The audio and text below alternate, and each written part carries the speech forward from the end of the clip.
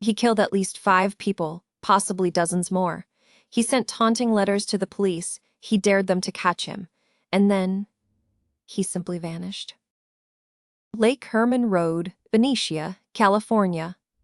The 20th of December, 1968. It's a cold Friday night, and 17-year-old David Faraday has finally worked up the courage to ask out the girl he likes. Betty Lou Jensen, 16 years old, said yes. They parked on a quiet stretch of road just to talk. They never came home. But before we get to that night, we need to talk about who the Zodiac actually was, or who investigators think he was. Because understanding how someone becomes a monster starts long before the first shot is fired. The prime suspect was born in 1942 in Cleveland, Ohio. On the surface, a completely unremarkable childhood. But his parents divorced early. His mother was unstable. He was passed between his grandmother and different households. He never had roots anywhere, and that rootlessness followed him into adulthood like a shadow. School wasn't kind to him either. Average grades, petty theft, at least one expulsion. Teachers remembered him as distant. Students barely remembered him at all. He was the kind of person who moved through a room without leaving a mark. That invisibility would become his greatest weapon. He joined the military, got discharged early. No explanation given on record. He drifted back to California, took odd jobs, moved between apartments. And somewhere in those quiet years between 1962 and 1968, something broke inside him. Or maybe it had already been broken. He was just waiting for the right moment to show it. By 1968, he had settled quietly into the San Francisco Bay Area. His neighbors described him as polite, forgettable. Nothing about him raised alarms. That was the terrifying part. The Zodiac looked exactly like everyone else. David and Betty Lou had been parked for about an hour. The road was silent. No other cars, just the sound of the wind and the two of them. Then headlights appeared behind them. A white Chevrolet Impala pulled up and stopped, and then the driver turned off his lights. 2 men stepped out. One held a shotgun. The other had a 9mm pistol. They walked up to the car. What happened next took less than 30 seconds. Both teenagers were shot dead on the roadside. No robbery. No motive anyone could explain. Just 2 kids, silenced without reason, left in the cold California dark.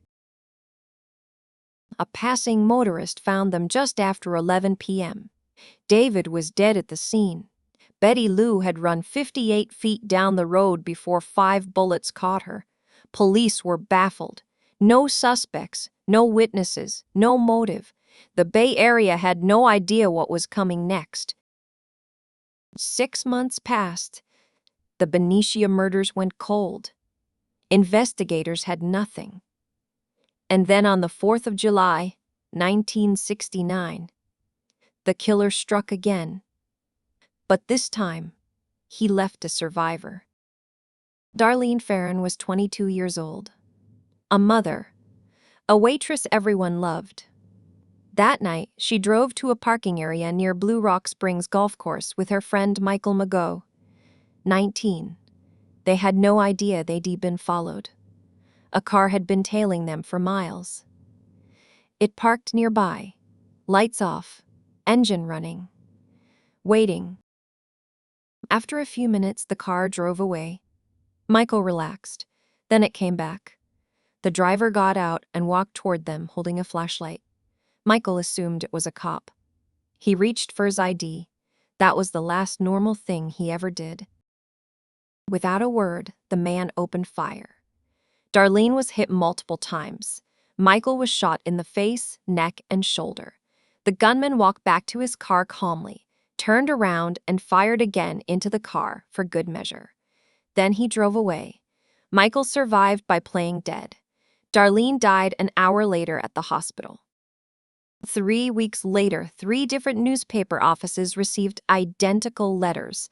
Each one began with the same words: "Dear editor, I am the killer of the 2 teenagers last Christmas at Lake Herman." He knew details only the killer would know. Then he signed it, not with a name, with a symbol, a cross inside a circle. And he called himself the Zodiac. Now here is where it gets really disturbing. Each letter came with 1/3 of a coded cipher, 408 symbols. He told the newspapers to publish all 3 parts on the front page within a week. If they refused, he would go on a kill rampage. The city had no choice. Panic swept the Bay Area. Every couple in California was suddenly afraid to park anywhere at night. Police switchboards melted with calls. Who was this man? Why was he doing this? And what did the cipher actually say?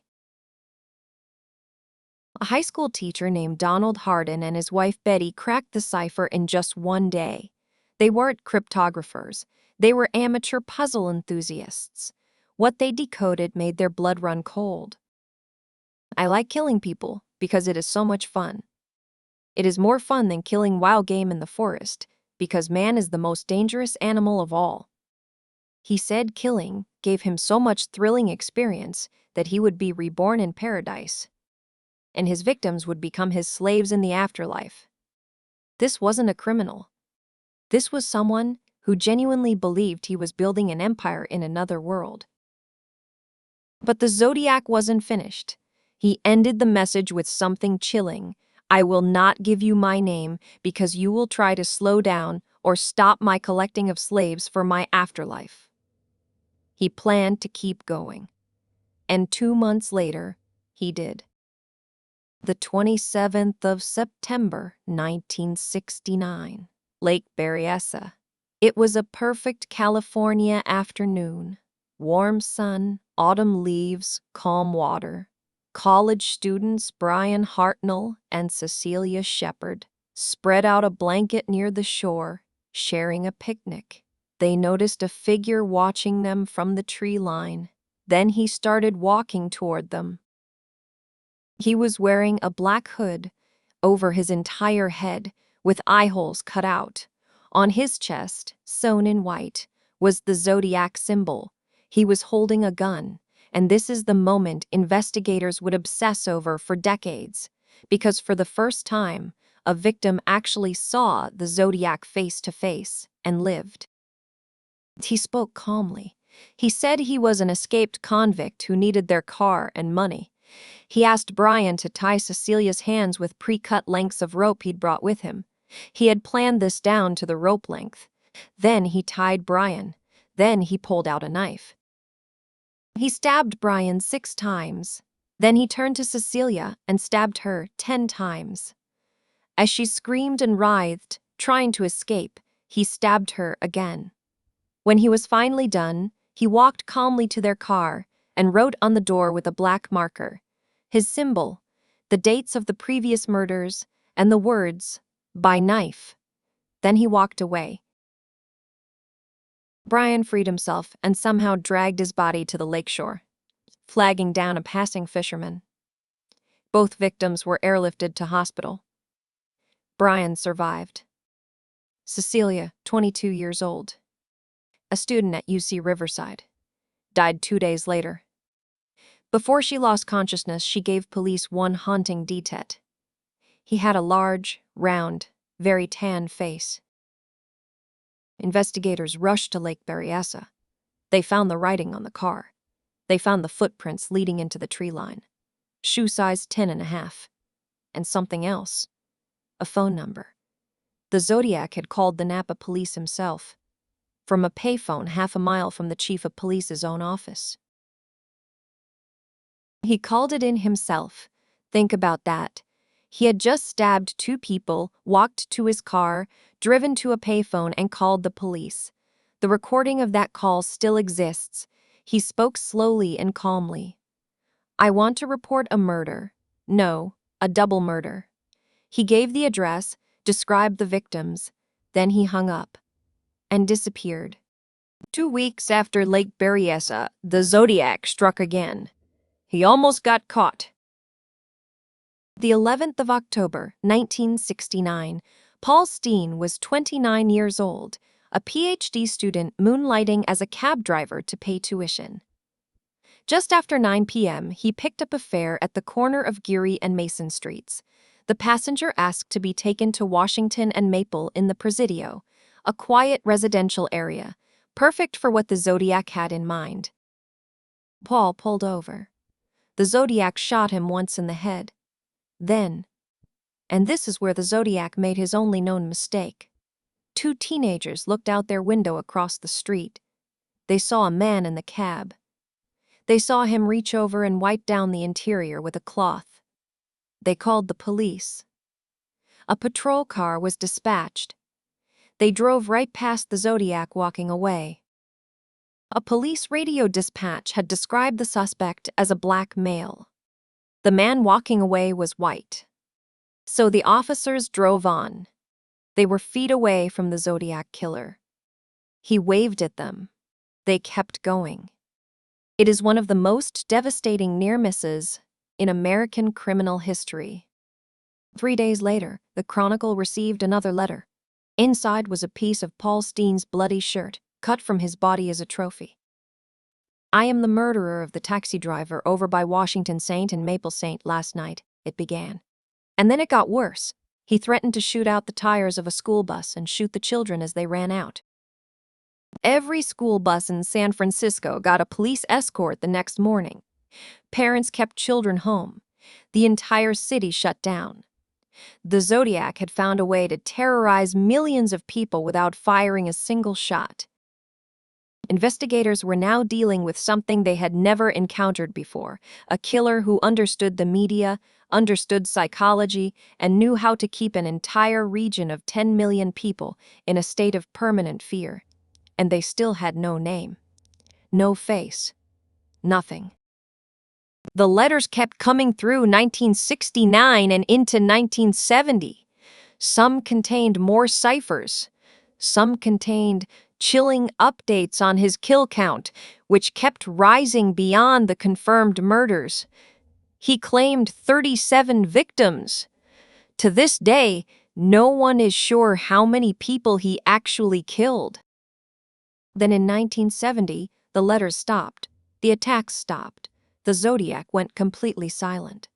No body, no confession, no arrest. He just stopped. And that silence was, in some ways, even more terrifying than the killings. By 1971, a name had emerged: Arthur Lee Allen. A local school teacher with a chilling profile. He owned a white Volkswagen Beetle. He wore a Zodiac brand watch. He had been fired from his teaching job for molesting a child. And on the day of the Lake Berryessa attack, he claimed he had been out hunting alone, with no alibi.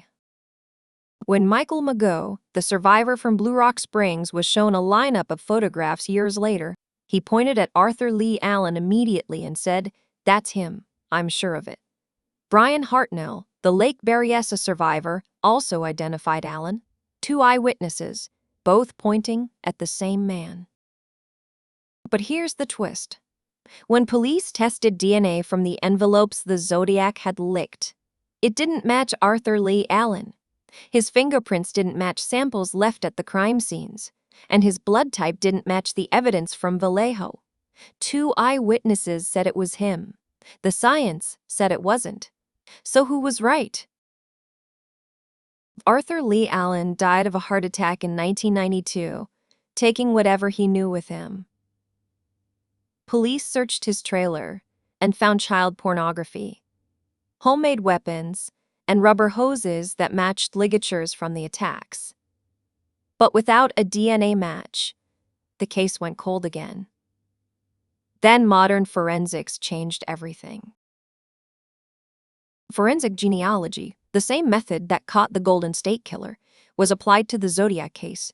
In 2021, a private group called the Casebreakers claimed a new suspect, Gary Francis Post, a former Air Force sergeant who died in 2018. They said anagram codes in the Zodiac letters contained his name. Law enforcement has not confirmed it. The case remains officially open. Here is one cipher the Zodiac sent that was never solved for over 50 years. 13 characters, sent in 1969. For 5 decades, cryptographers, FBI agents, and amateur codebreakers failed to crack it. Then, in 2020, a team of 3 amateur researchers, a software developer, a mathematician, and a programmer, cracked it from their home computers during lockdown.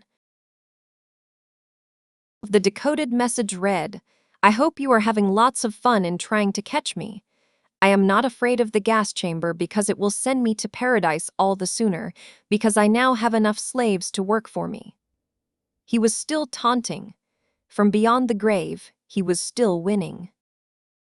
5 confirmed victims: David Faraday, Betty Lou Jensen, Darlene Farron, Cecilia Shepard, Paul Stein, average age 22. None of them had done anything wrong except be in the wrong place at the wrong time, near someone who believed murder was a sport. Their families have waited over 50 years for justice. They are still waiting. The Zodiac Killer chose victims at random. He chose ordinary places: parking lots, lake shores, taxicabs. He wanted everyone to feel like potential targets, because everyone was. That was the point. He wasn't just killing people. He was killing the feeling of safety itself.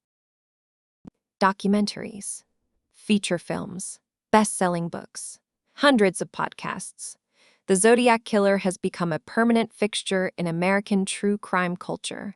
But obsession with his story has a dark side, because the more famous he becomes, the more it feels like he won. Here is the hardest truth about this case. The Zodiac Killer told us exactly what he wanted. He wanted attention. He wanted fear. He wanted to be remembered. And in that, and only that, he succeeded.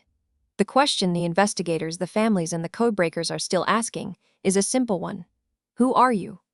50 years of silence, and still no answer. That symbol, a cross inside a circle, it appeared on every letter, every cipher, every taunt. He chose it deliberately, something that looked like a gun sight, a crosshair, as if the whole world was already in his sights. Maybe it still is. The case is open, the identity is unknown, and somewhere out there, the answer exists. It's just waiting to be found.